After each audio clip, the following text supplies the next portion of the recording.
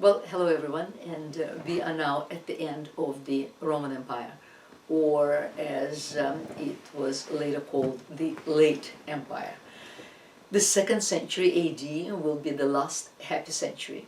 Towards the end of the century, Marcus Aurelius' son, Commodus, will take the reins into his hands, but being essentially entirely incompetent, he was not able to provide any sort of leadership. And from him it all went down. The story of the 3rd century AD is one of desolation, plagues, the great reduction in population. As a result, of course, the taxes could not be collected, the coin was debased, inflation followed, not a happy time. As a result, one of the emperors, whose name was Diocletian, decided to divide and rule, so to speak. He will divide the empire into approximately 2 parts, the western part here and the eastern part, and choose a partner for himself. So there would be 2 emperors, and each emperor then would have an assistant. And an emperor would have a Caesar. And thus we have it. The 2 emperors were Emperor Diocletian, who resided this time in the east, in Nicomedia. Another emperor, the co-emperor, Maximian, who resided in what will be called Milan, right here. And then they will each have a Caesar. Diocletian will have Galerius, who will reside in Thessalonica, and Maximian will have Constantius I, and he will reside in Trier. And all these places were strategic because as the empire was essentially falling apart, the pressure from the north and from the east was also accelerating, and both the Germanic tribes were pushing down and the eastern tribes were pushing west. This, what you see here, is the so-called tetrarchs, 4 who rule, from the Greek 4 rules. And here they are, and as you see, it almost appears as if we're back to Mesopotamia. The figures are now again cylindrical, there's absolutely no classicizing element, they are entirely schematic, their faces all the same. And it's not that there was no provincial art during the classical art of the Roman period. There always was. But it did not enter the imperial spheres, whereas what we see now is the imperial art has now embraced the provincial qualities. And the question, therefore, is asked, what has happened to classical tradition? No question that there were still workshops that could do the classical tradition. However, more and more the provincial styles appear, and it's possible that it became acceptable and perhaps even fashionable, just as in our case, modern art came to dominate classical art of the 19th century. So it's possible that tastes have changed. Here they stand, each embracing the other, and as you see, the faces essentially are indistinguishable. Ultimately, these 2 parts, they will also be divided into dioceses. And, well, the diocese, of course, is a Roman word, the Latin word, and later on the Catholic Church will essentially inherit these divisions and continue with them. We have the diocese of the Gaul, we have the diocese of Spain, Brittany, Asia, etc. And you can see by the colors, Diocletian then was in charge of all the green areas, and then his Caesar, Galerius, the purple areas, then Maximian, yellow, the co-emperor, and Constantius, all the pink. In the end, towards the end of the 5th century, the western part of the empire will simply cease to exist as a unit and will be subdivided into various Germanic kingdoms. Ostrogothic kingdom, Frankish kingdom, Visigothic kingdom, Vandal kingdom, etc. But in the east, the eastern part of the empire will continue, and it will continue for another 1,000 years. Constantius' son, Constantine, will ultimately reverse back to a one emperor rule and will become the sole emperor. He will ultimately also see a good reason to transfer the capital from Rome to Constantinople. Constantinople was a Greek town called Byzantium, which Constantine renamed in his own honor. And from the name of Byzantium, the Byzantine Empire will take its own name. And the reason he transferred the capital is that he saw that the Western Empire was no longer sustainable. He looked for a unifying factor, which he found in Christianity.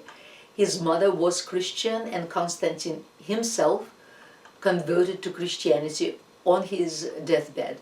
He also felt that moving the capital of the empire closer to the birthplace of Christianity, which was the East, made complete sense, and that is what he will do. That doesn't mean that he will not also oversee, of course, the western part, and so long as empire existed, there will always be a so-called embassy from Constantinople in Italy, but no longer in Rome, however, in Ravenna, and to Ravenna we shall go as well.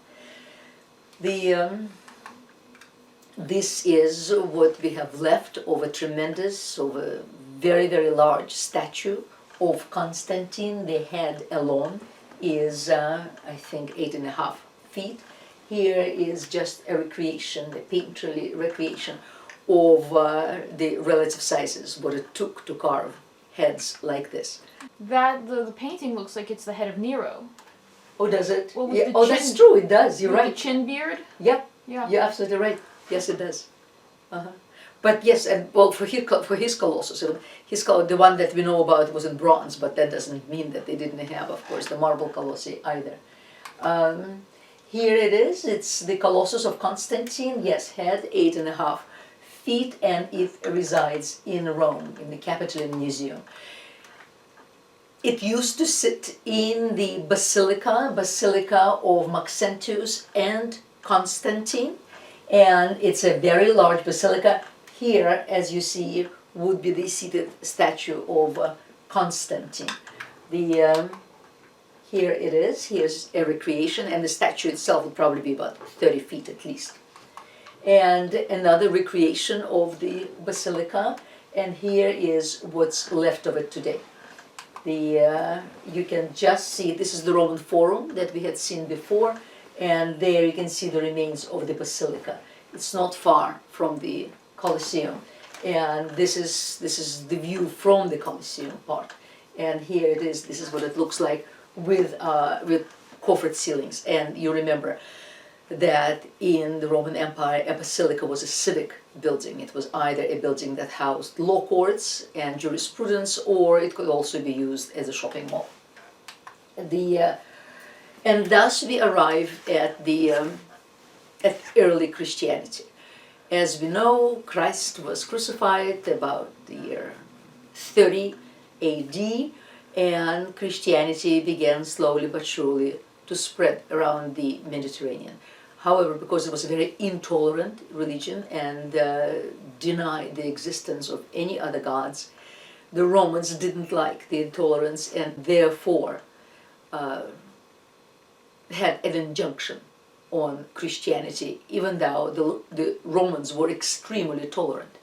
They were tolerant of all religions as long as all other religions were tolerant about the Roman way of life. In fact, in Rome itself there were temples to all sorts of Eastern deities, such as Mithras or Isis and Osiris, or Cybele from Syria, but Christianity was forbidden until the time of Constantine.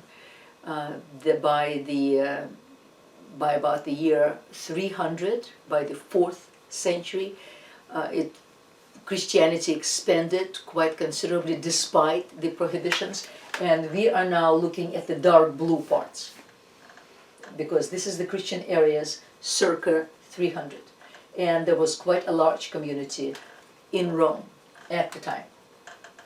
Because it was not a legal religion, they had to find ways for both, for burial and for services, and they found it in the catacombs.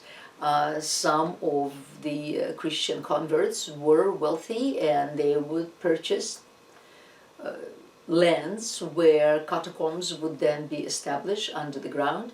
And here what you see are the niches where bodies would be reposited, because Christians believed in bodily reincarnation, and therefore it was impossible. Cremation was not an option. But also in the catacombs they had their niches for their services, altars, etc. Here are more examples, more niches, more catacombs. They also decorated them, because despite the second commandment that forbid all art, the Christians were only recently pagans and were very much used to decoration and to art, and therefore they were decorating their catacombs as well. Here, for instance, is the catacomb of St. Peter and Marcellinus, and on the ceiling we see an image of a good shepherd, but of course image of a good shepherd did not come with Christianity. A good shepherd or a lost sheep were common occurrences all over the Mediterranean, and the image of a shepherd going after a sheep and bringing it back was quite common. Christianity was an underground religion for the first 300 years of its existence, as I said. The earliest surviving artwork produced by Christians was in the catacombs and away from the view of the Romans. Jesus maintains a position of centrality, but grouped around him are images that are carefully chosen from the Old Testament that prefigure the reign of Jesus, and they are also hierarchically arranged. So as such, here we have the shepherd imagery, which is, as I said, one of the most prevailing imagery, and because the same image could be applied to god Hermes of the Roman pantheon, or Mercury, as the Romans called him. Hermes was a Greek god, and his parallel in Rome was Mercury. Or Orpheus among the animals. And well, the Christians didn't have their own art. The Christians were a completely new religion. They had no art, they had no imagery, they had no architecture. So, well, at this point they don't need architecture, they just dig those catacombs. But the imagery, of course, they're taking from Roman art, Greek art, and adopting it to their own usages. And thus, here is Jesus as a good shepherd, and around him is the development of the story of Jonah, as he was swallowed by the whale, spent 3 days inside the whale, and was then spit out, which was parallel to Jesus's spending 3 days between burial and resurrection. Other imagery includes suppers, as you see it here, or scenes from the Roman Colosseum, where Christians were persecuted once in a while. In fact, once Christian religion will become the single religion of the empire, and that will happen towards the end of the 4th century, the Christians will turn around and begin to persecute others. Back to the Emperor Constantine. His mother is Christian, and even though he himself will not convert until his deathbed, however, he was very willing to support his mother in her undertakings. He legalized Christianity. In other words, he made it one of official religions, one of accepted religions, not an exclusive religion. Another 50, 60 years will pass until Christianity will be made an exclusive religion. But once it was legalized, then of course they needed temples, they needed houses of worship. And while they were unwilling to adopt the pagan temples, they very happily adopted the basilica type. And therefore today when we hear the word basilica, it is always associated in our minds with the church. And the old St. Peter's that was built in Rome with the help of Constantine's funds, in fact took a shape of essentially a basilica when we look at this part. This is a basilica. But now with the Christian worship, the worshippers were brought into the house of God as opposed to standing outside the house of God. Therefore the spaces had to be quite large, for which of course a basilican type was perfect. But even such a large basilica as, say, the St. Peter's here needed more space, which is where the transept came in very handy because it allowed more people to circulate. Later on the transept will dip down and create sort of a cross-leg shape, the longitudinal cross-leg shape of a church. And then the apse, as was in the Roman Basilica, stayed in the east, whereas the western part, Christians would turn into an entranceway, whereas with the majority of Roman basilicas, one walked in from the sides. In front of the basilica, they created sort of like a forum, essentially, which later on in times medieval will become a cloister. And and then on the side there would be a baptistry. Here is a larger image, you can see it, one walks into the enclosure, then into the basilica. Here is the transept. Now the interesting part about the basilican type itself, and the Romans already began to adopt it, is the feature that is called the clerestory windows, the windows that appear above the roof of the side aisles. And that goes back to Egyptian temples. In order to allow light into the temple, they would raise the central portion of their structures and then cut the walls, as in this case, for the light to come in. And these windows are called clerestory windows. This is a plan of the original St. Peter that still exists. As you see, there was a central nave. Nave comes from the word for a ship that guides one towards righteousness, and then the two side aisles on each side. This basilica was destroyed during the Renaissance, and the basilica that we have now was built, which was centralized and is centralized. So today, for us to imagine what St. Peter's looked like, we can go to Santa Maria Maggiore, which was a church, also an early Christian church that was built about a century after St. Peter's, but that still exists. And this is the interior that St. Peter's presented as well. We'll go to Santa Maggiore separately a bit later. Santa Maria Maggiore only has one aisle on each side. A good picture of St. Peter's is here, and this is actually a recreation by the series called The Borgias.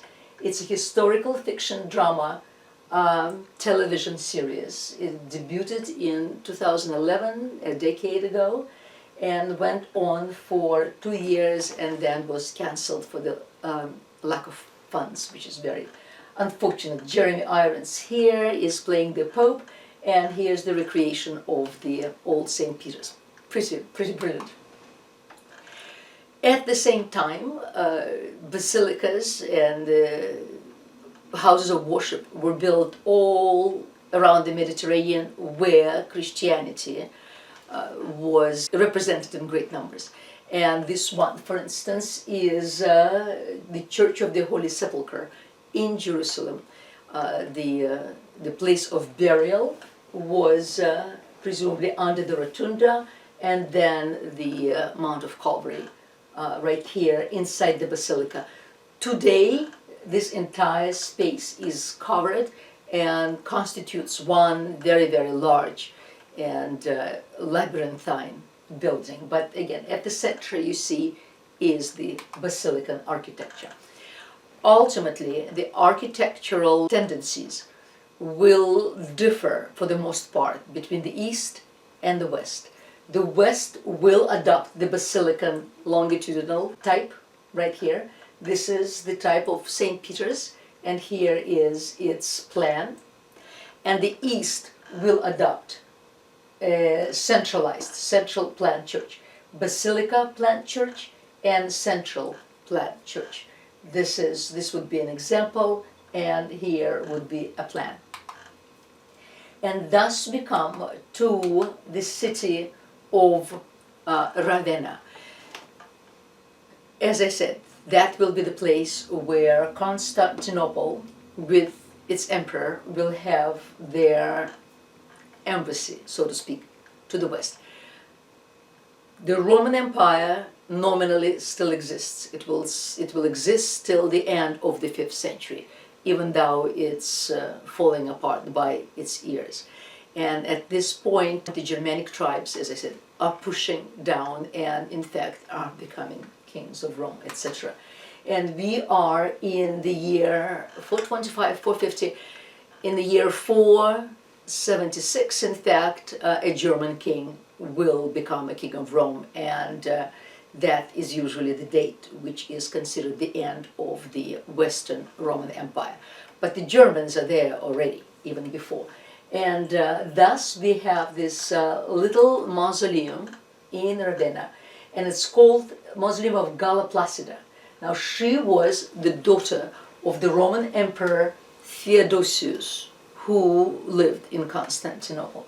And it was this emperor, in fact, who proclaimed Christianity as an exclusive religion. And she was regent to the next emperor, Valerian, until his majority, and a major force in Roman politics. As I said, technically the Senate still existed, technically an emperor still exists, because after Constantine, the empire again, the rule again will split into 2 to 4, etc. So that'd be the major emperor in Constantinople and then a co-emperor again in the West. She was queen consort of a king of the Visigoths, in fact, from 414 until his death, only for 1 year. He died in 415. And then she was briefly an empress consort of Constantius III in the year 421. Well, all of this we are saying, I'm telling you who she is just to explain the presence of her mausoleum in Ravenna, which now in the West became a major city. From the outside, it's very unprepossessing. However, once one goes inside, it is spectacular. It's just completely covered by mosaics having to do with the Christian narrative. And thus, they're still done very much in a classicizing fashion. In other words, we can see perspective there, we can see modeling, we can see naturalism. All of that is still there. And here is Peter and Paul, the two apostles, and then Saint Lawrence, one of the saints, whose martyrdom was to be burned essentially on the flame, to be barbecued. And then everywhere are these spectacular tendrils and depictions of plants, which are very beautiful, sort of a little bit like the Arapaches on the first register, if you remember. So all of this still comes very much from the classical tradition, because again, as I said, the Christians didn't have their own tradition. So naturally they presented their apostles like tour-gate senators of Rome. Here is more of the same. Everything is done with consummate skill. There's a deer at the well, the source of redemption.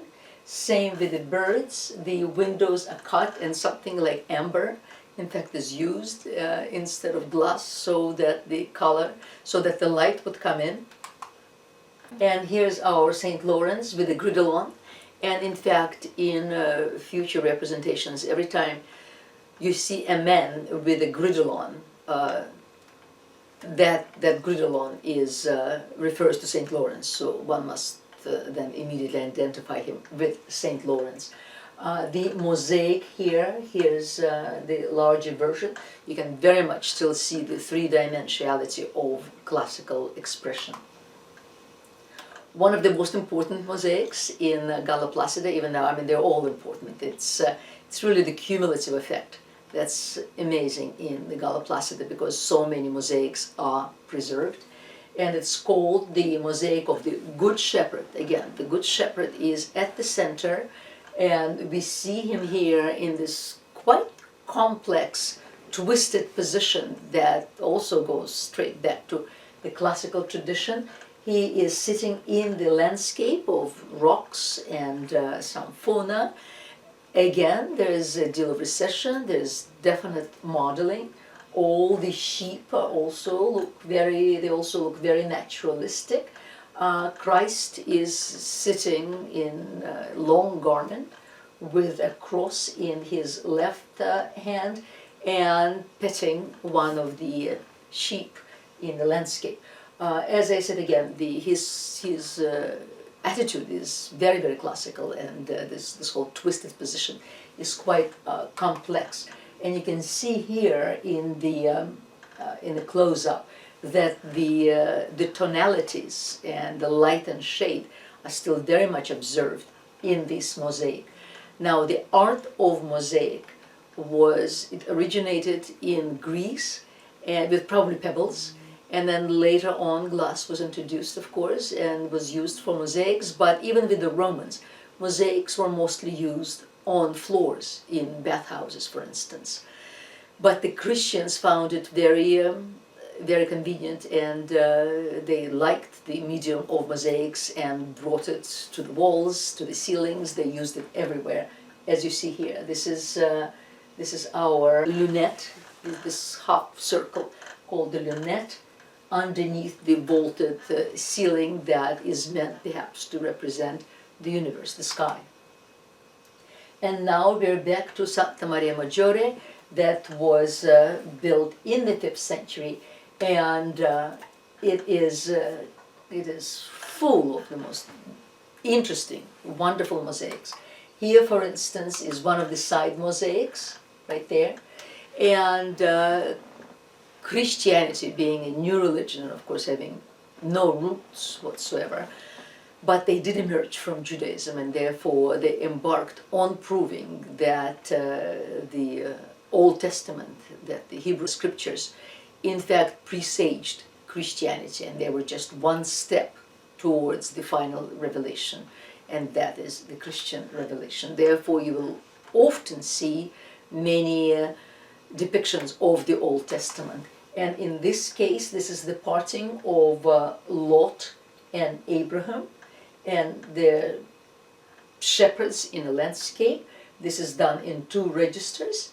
The shepherds are by themselves, and Lot and Abraham and their families are in the upper registers. And let's see, here's just them by themselves. And it shows a story in the book of Genesis. Here's Abraham with his yet unborn son Isaac, right here. And Lot, who was his nephew, goes a different way, and he goes towards Sodom and Gomorrah, whereas Abraham goes towards righteousness. And the mosaic is very carefully done. And again, there's still very much an attempt at classicism in these, however awkward it may appear to us.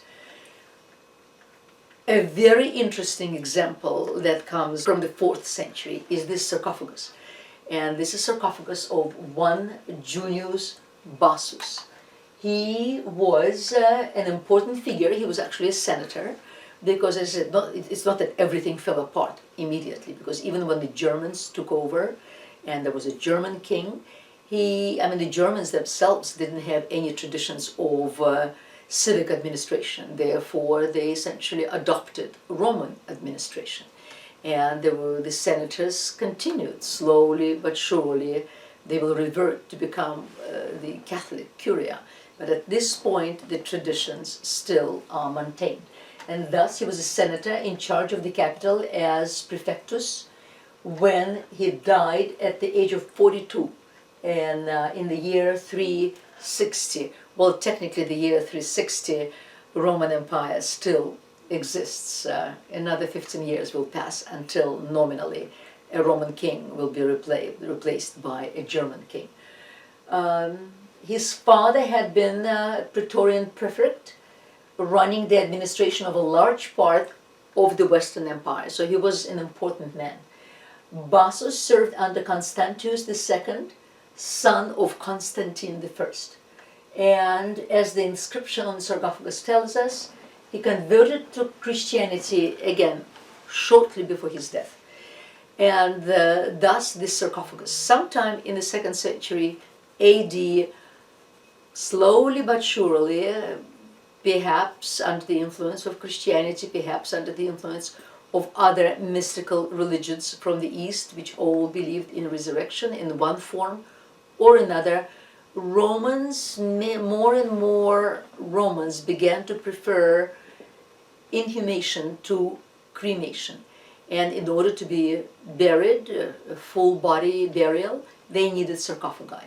And this sarcophagi began to be produced in large numbers. And here's one of them.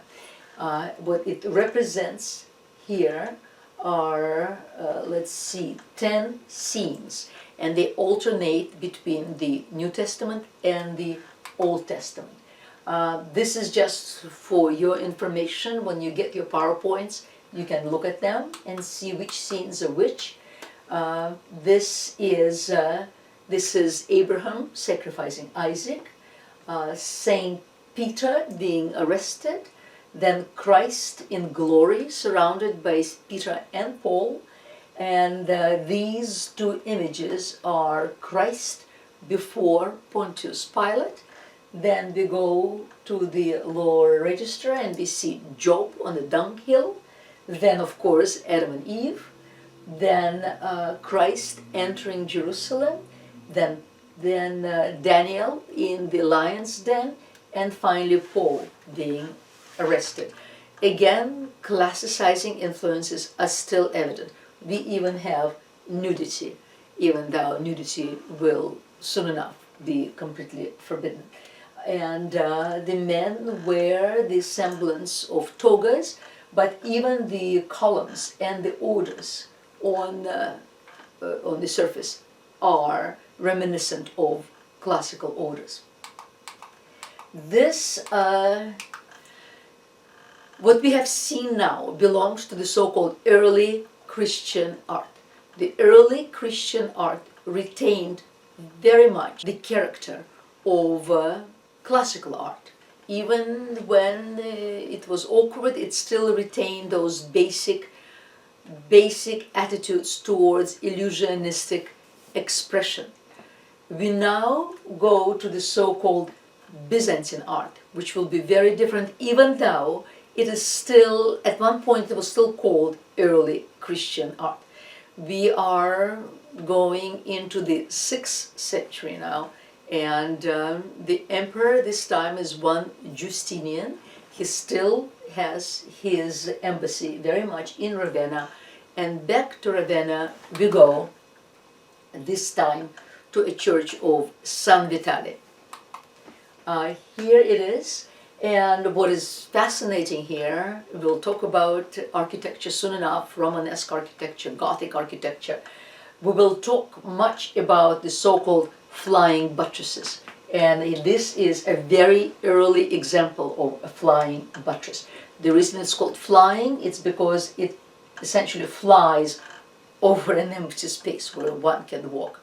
But what we have to really imagine about the flying buttress, we are supporting something. Here we're standing and a wall is falling on top of us, and we're holding the wall. And that's what a flying buttress is. in order to support that wall, because the wall, of course, experiences all the heaviness of everything that's built above it. So in order for it not to fall over, it's being held by the so-called flying buttresses. And we see it in San Vitale. Here it is, and it is adjacent to a monastery. It is a centralized plan, and right here, and one walks in and then proceeds to the altar. Just as Galla Placida, at one point it was completely covered by mosaics. Unfortunately, today is not the case, even though some of the mosaics, fortunately, are still preserved.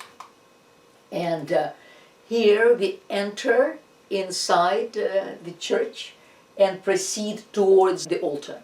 And in the altar, as we see here, in that in the semi-cupola, there is a mosaic of Christ in majesty, and then on each wall there are two other mosaics that we're going to look at. Here you can see it closer, Christ in majesty, the two mosaics. This is inside the altar.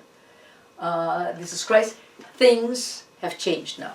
Byzantine art, in fact, is quite different from early Christian art, because all attempt at illusionistic representation, classicizing representation is gone.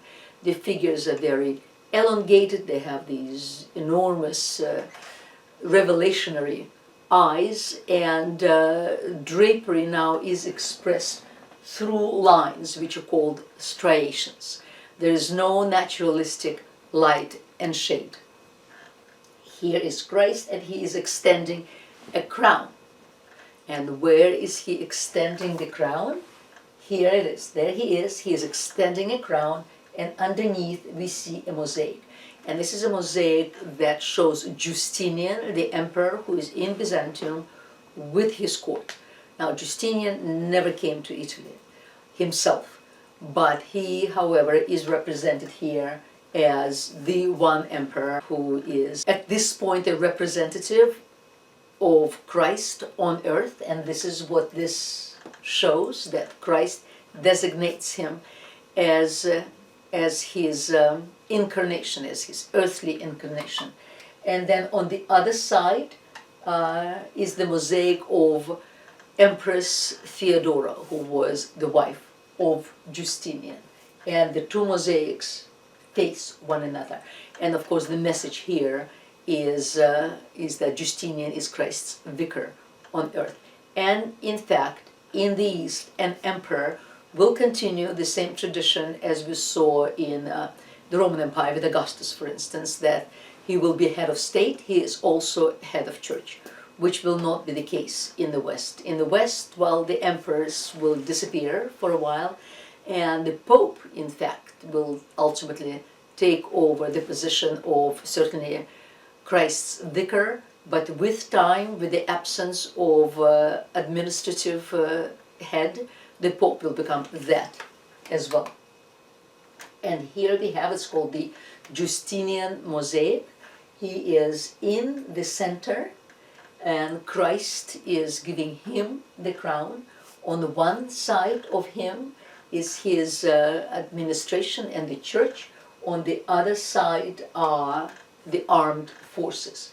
And interesting part here is that whoever is most important in the group, his foot overlaps the foot of the next person, as you see here as well.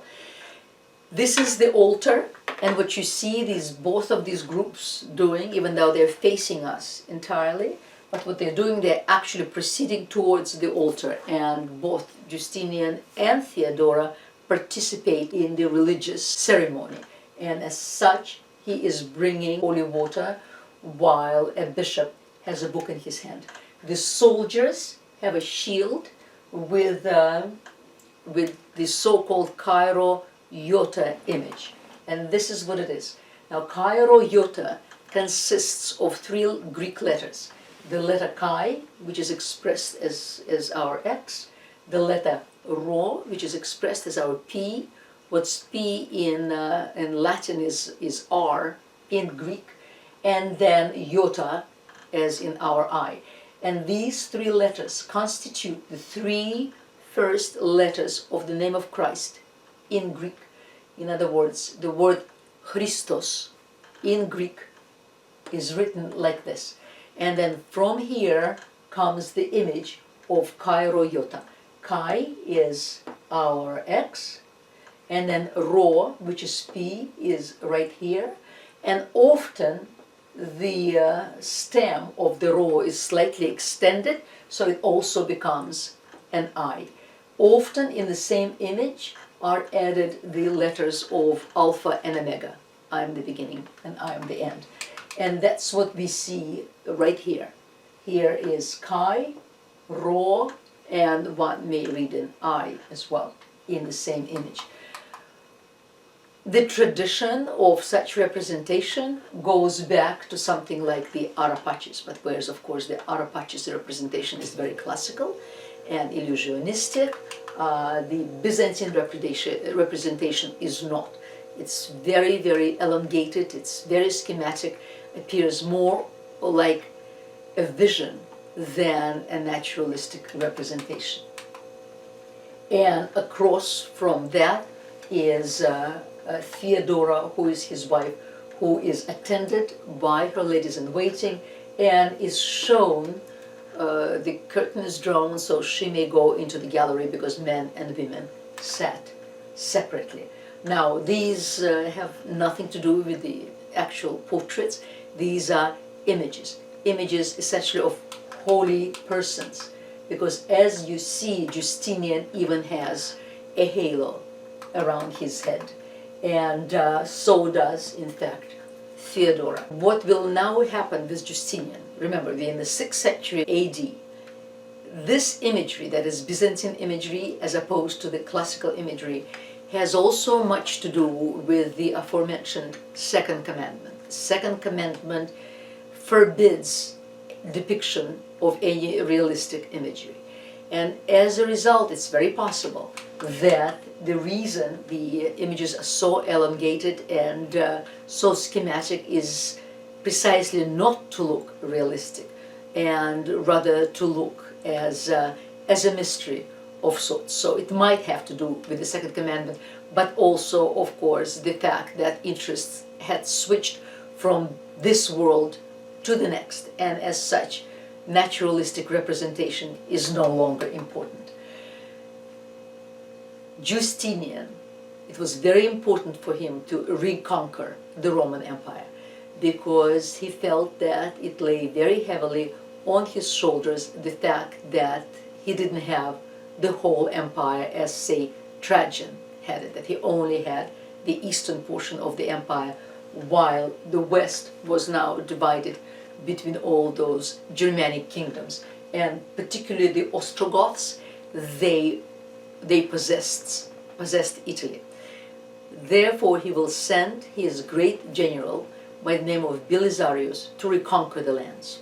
And ultimately Belisarius will reconquer Italy, as you see, part of Spain, North Africa, and Egypt and Palestine and Greece will be Justinian's since the division of the Roman Empire, and will in fact belong to the Byzantine Empire until, of course, Islam will take it away from them, because essentially as Justinian lay dying at the end of the 6th century, Muhammad was born, and in the next century Islam will conquer all these lands, and only a little part will be left to Constantinople, but however small the part, it will exist for another 1,000 years. But back to Italy, the wars that Belisarius unleashed on Italy were savage.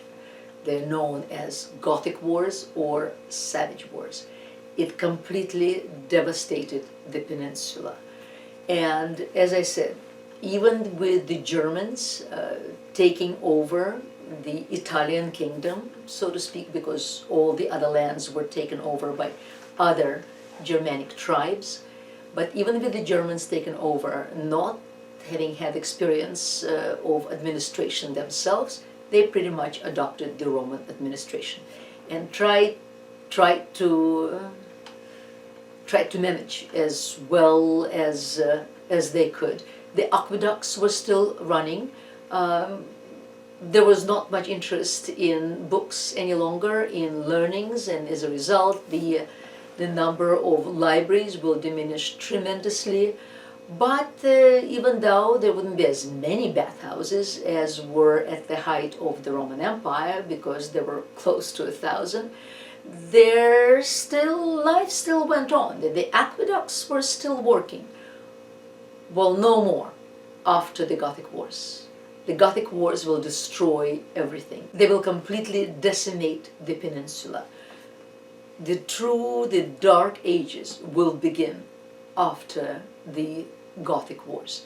There will be no libraries, there will be no bathhouses. The society will pretty much sink into, if not quite to the level of beastly living, certainly not in Italy, because Italy still had its past, but in the rest of the Roman Empire that definitely will occur. Life will be horrible, miserable, and it will not really begin to wake up the society until the 11th century. So the years between the 7th century was true darkness even in Italy, but in the rest of the Roman Empire it really began with the pulling of the Roman troops from those areas, and the troops would be pulled back already in the 5th century. So in the likes of France, for instance, 5th, 6th, 7th, 8th, 300-400 years will be the time of darkness. We are back to where we were with Greece, if you remember, after the cultures of Crete and after the Mycenaean culture. At about the year 1100 BC, the northern tribes will descend down upon the Mycenaeans, and the time of darkness will ensue for about 300 years until Greece begins to wake up again in about 8th, 9th century BC. We see the exact repetition, well, if not exact, but an approximate repetition of the same phenomenon. A spectacularly rich, prosperous kingdom, empire, was overrun, succumbed to inner tensions, and ceased to exist. And the so-called Dark Ages will ensue, as I said, and it will be around the year 1000 that things begin to wake up again in earnest. And this is where we will go with our next lecture. Thank you very much, and I'll see you next week.